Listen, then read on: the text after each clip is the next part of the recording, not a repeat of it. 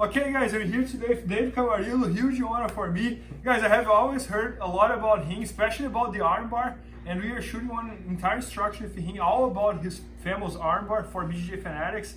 So today he's gonna show us here how to do the most efficient armbar, and I'm very excited to learn from him. Okay, so the most efficient armbar is the arm that makes sense for the situation. So I'm gonna use two examples. What we wanna do, and the way I look at the world, is spectrums. Hot, cold kind of thing. So in this situation, we're gonna go very deliberate and very dynamic, okay? So these are two examples. So the first one I'll do is a very deliberate example. So the scenario is he's down, laying down, attacking his left arm in this case. I'm in Jujigatami, crossbody armbar position, whatever you wanna call it. He's using a very powerful defense mechanism, which is, we call phase one, but it's an R&C grip, okay? And it's very formidable because it protects the arm, also gives him the option to grab my leg and throw it all over the place, okay? So we're just gonna deal with this situation, and I'm gonna talk about, like, if we talk about efficiency or the best armbar, whatever it is, it's the one that breaks that lock, breaks the second lock, and manages the straight arm. So we have phases of the attack real quick. Phase one, if I break this and he grabs his hands together. Phase two, if I break that lock however I wanna do it, boom, break it. We have phase three, and then I need to manage that to make sure I don't lose the position, because that's a release and pressure every time. So that's a quick gist of my method. So my favorite way to do this is to attack what I call towards the leg or leg side. First thing, I'm grabbing my arm and I'm pulling it all the way into my pocket, jittering what I call the threshold of pressure. A lot of pressure. He's gonna feel the pressure. If you look at his face, he's gonna start gripping, and he's losing already. Go back to phase one here, boom, back.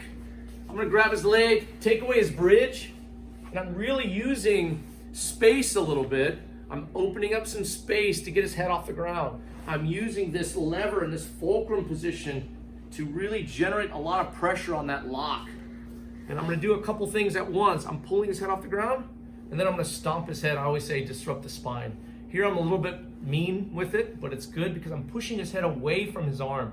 At the same time, I'm gonna roll that lever and really focusing on that fulcrum to beat his grip, simultaneously popping his arm free. And now I'm gonna secure it, and I'm gonna go nuts and go crazy. I'm just using a traditional double wrist grip, navigating his wrist to slightly cant away from the head, because that's where he wants to be for his hitchhiker. So what's the most efficient armbar? It's the one that breaks the strongest defense, if you will.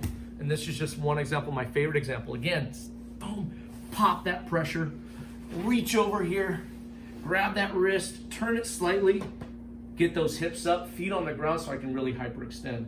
So that's one very deliberate approach to the armbar position to try to answer your question, meaning he's pinned and I'm locking him down, and then I'm breaking that grip with dynamic torque. But it's, again, a pinned position. So let's look at the other side of the spectrum. You're gonna be standing. So if I'm standing and you say the most efficient armbar or the best armbar, Yeah. it's for the situation. So this is an example of speed.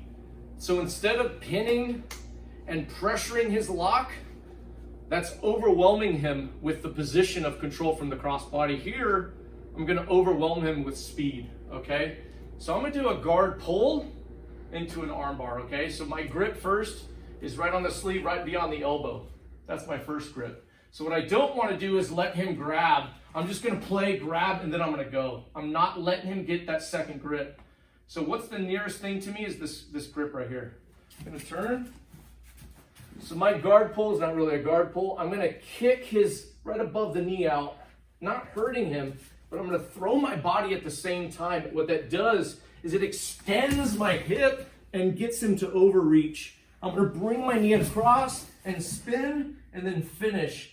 What I have working for me in this situation is I have the arm straight, I'm facing his legs. There's nowhere he has a shot to that hitchhiker escape, which essentially is his primary move from here, because he's gonna jump and go, and I'm already a step ahead, and I'm gonna continue the rotation and put pressure. We put that together, it gets really dynamic. And we're not gonna go super fast, but we're gonna grab, and I'm gonna go. So again, using speed. Drive, kick that out, drive my knee, spin all the way ahead of his spin, and get that finish. So to answer your question, and I love this question, There's no true answer. But I thought I would show a spectrum of, I got you pinned, I got you controlled, and I overwhelm you. Or you're standing, and I don't want to be there very long. So I'm just going to kick your leg out. Oh, it's really trying to be a savage. Oh, David, how did you develop that? This is like, it's almost like a mix of judo with jiu-jitsu, right? Because you came from judo. Yes. The sense of urgency that you gain in judo, at least in my day, back 20 years ago, didn't exist in jiu-jitsu. Got it. You had 20 seconds to get a submission. In jiu-jitsu, they allowed you to kind of stall a little bit back in the day, right? Now, the referees are quicker. There's been some adjustments, but back in the day in judo, you can't stall. Like they used to tie your belts in jiu-jitsu. Remember those days? The referees used to tie your belt. In judo, if your belt keeps coming untied, you just immediately get a penalty like they have in jiu-jitsu now. But when you hit the ground from tachiwaza into newaza, into the groundwork, you don't have a lot of time. So you don't have time to, slow the game down and slowly advance towards position. You have to hit it so fast. Sometimes you have 5 seconds to make things work, or the referee stands you back up. Well, so for me, I tried to 10 minutes to cook the guy.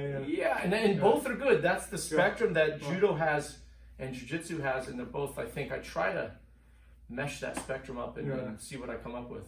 All right, that's amazing. Guys, we just tried this entire instruction here with Dave, all about armbar. So it's going to be at bjjfanatics.com soon. So make sure to check that out. Thanks so much, Dave. Thank you so much. Appreciate it. Please help me out to grow my YouTube channel. Just click subscribe. And to watch more videos, just click under see more videos. I hope you enjoyed. BJJFanatics.com. Use the promo code YouTubeFaria to get 10% off any instructional video. Improve your jiu-jitsu faster.